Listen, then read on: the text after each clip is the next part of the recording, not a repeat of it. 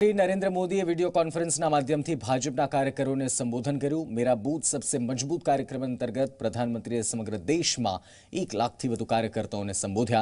ત્યારે અમદાવાદમાં યોજાયેલા કાર્યક્રમમાં સાંસદ અને બોલિવૂડ અભિનેતા પરેશ રાવલ પણ હાજર હતા, જેમાં પરેશ રાવલે 2019ની લોકસભા ચૂંટણીમાં ભાજપનો ભવ્ય વિજય થશે તેવો દાવો કર્યો।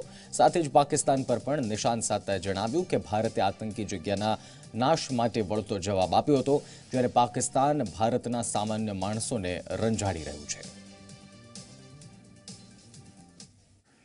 2019માં હું બીજેપીનો છું કે હું નરેન્દ્ર મોદી સાહેબનો ચાહક છું એટલા માટે નહીં, પણ એમણે જે કામ કર્યા છે એની તાકાત ઉપર અને લોકોએ એમને જે પ્રેમ આપ્યો છે કે લોકો એમના વિશે જે સમજે છે, જે એમનામાં વિશ્વાસ છે, એના આધારે 2019માં બીજેપીનો ભવ્ય વિજય છે, નક્કી છે।